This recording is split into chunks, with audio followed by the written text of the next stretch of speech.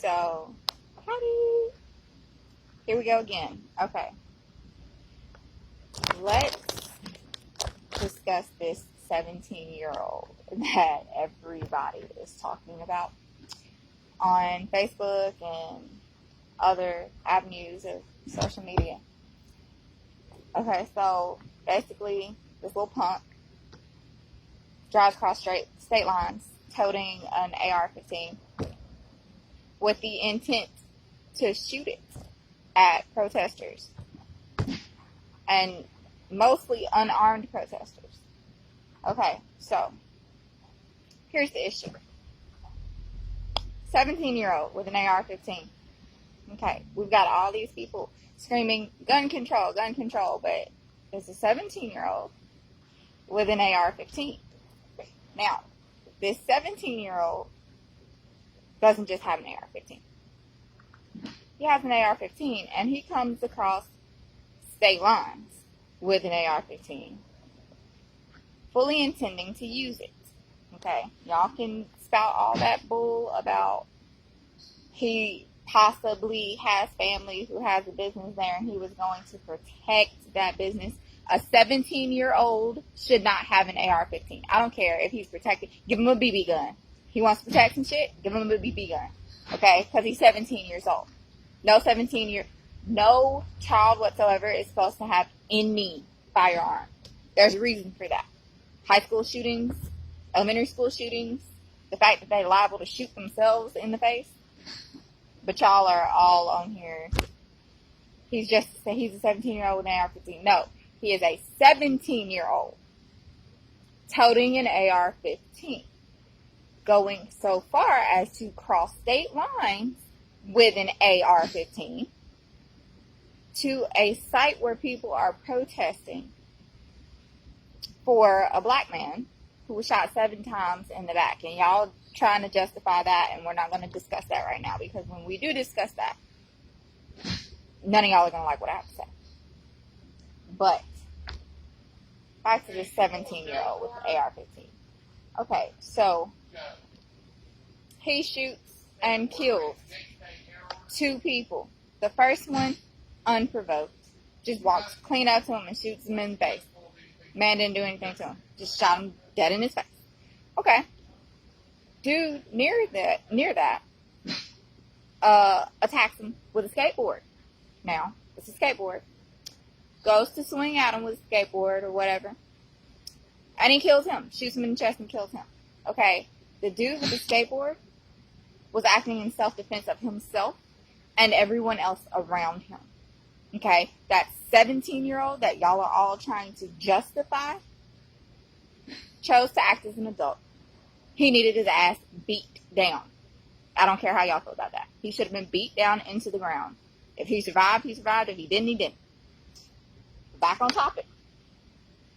This fool shoots and kills 2 people. Now, there's I'm seeing a lot of comments, and it doesn't seem like everybody clearly knows, because everybody's talking about this white on black. Okay, the people he killed were not black. They were white. They were white people he killed. So this is white on white crime. And y'all aren't saying this. Y'all aren't really discussing it. Everybody's just assuming this is a white on black crime. No. These 2 people he killed were white. No, they weren't racist, but they were white. So maybe some of you white people who are,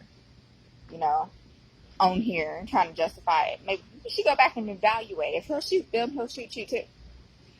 Now, he didn't just kill 2 people. He physically and permanently disabled another. This man lost his arm because of this boy.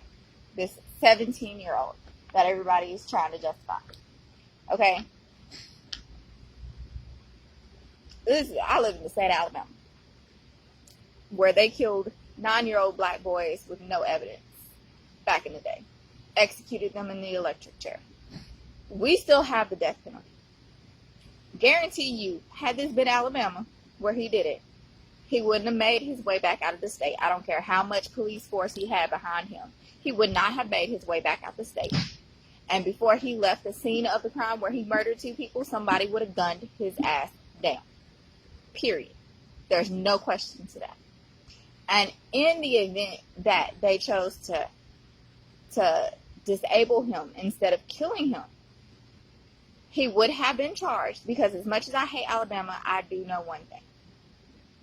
White people will protect their own, and if you murder some of their own, whether you're white, black, Hispanic, or whatever, they will make sure you die along with them, okay? And like I said, Alabama has the death penalty.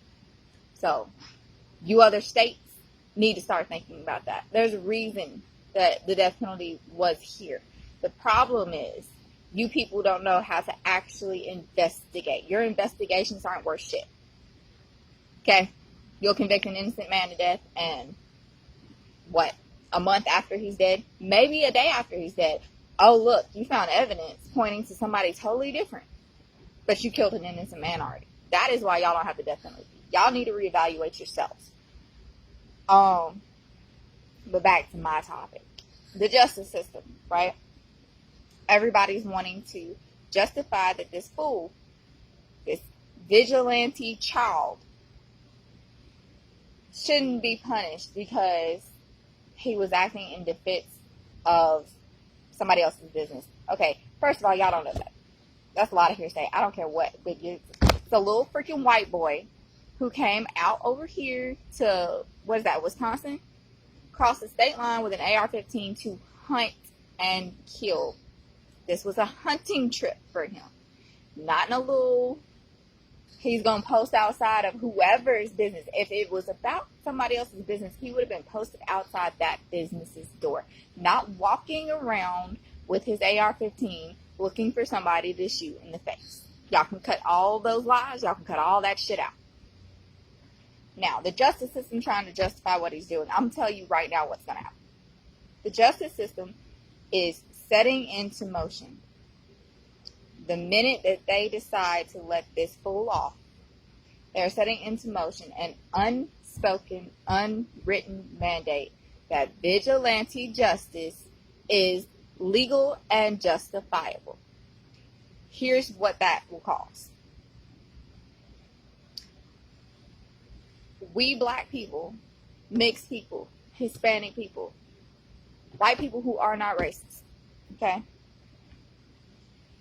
When a racist person, whether they be white, black, Hispanic, or whatever, come out, they pull their gun and they attempt to kill somebody, vigilante justice will be legal and justifiable.